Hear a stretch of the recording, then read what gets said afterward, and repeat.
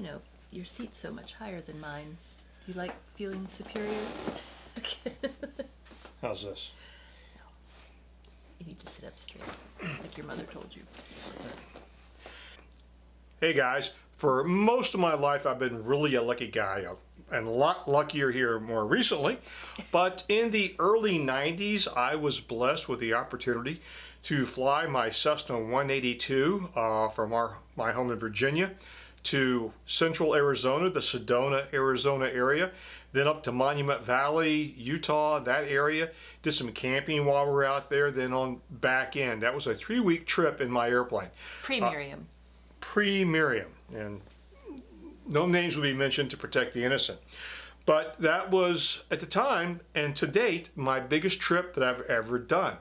I've been longing for something more spectacular, bigger, and a lot more fun, a lot more challenges. And if you follow the channel, you know that about probably a year and a half ago, we talked about going on a big run with the Spider. What we think that's going to happen. So here to tell you about where we're going, Miriam. Well, we have had a couple of adventures. Yes. Past the Mississippi. We went to the Grand Canyon back in 2010. Hiked the Grand Canyon. We've been to Canada. Been to Canada. But we haven't been to west of the Mississippi since 2010, have we? I don't think so. No.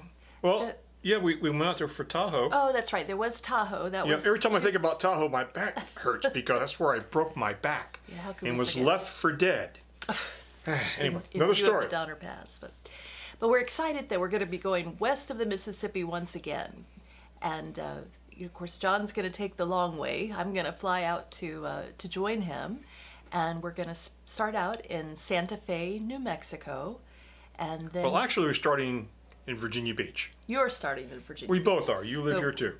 But we're right. But our journey together begins in New Mexico.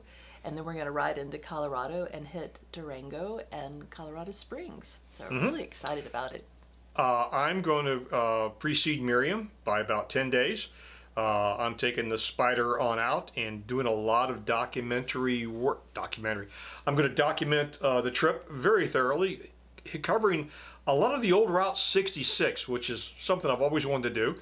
And then I will connect with Miriam when she flies into New Mexico.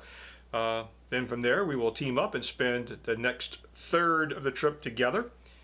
Then when she boards the plane in Colorado to come home, I then bring the Spider home for a return leg, different route, for another about 10 days. I will be gone a month. That will be the longest trip I've ever done. And by far the longest solo trip I've ever done. So it's going to be... epic. Epic.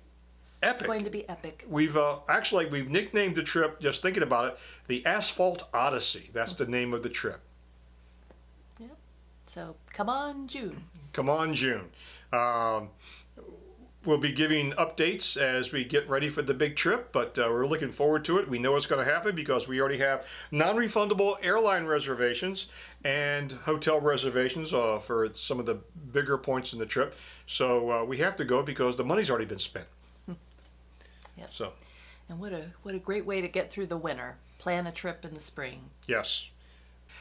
Oh, also I want to mention that over the weekend I happened to pick up a copy of John Steinbeck's book, Travels with Charlie. I had no idea he did a travel essay. Normally he was known for his fiction writing. In 1960, he purchased a pickup truck with a camper, took his dog, Charlie, and they drove for 3 months around the United States, and he took notes, which became the book. I'm already pretty much into the book, and it is profound. It describes the problems with wanderlust that many of us have. So that's I'll be quoting that quite a bit on the trip, I think. Yeah. You didn't know he was a kindred spirit. Didn't know. Yeah. So, happy spring, and we'll keep you updated as the trip progresses and the planning for the trip progresses. Y'all take care. Bye-bye.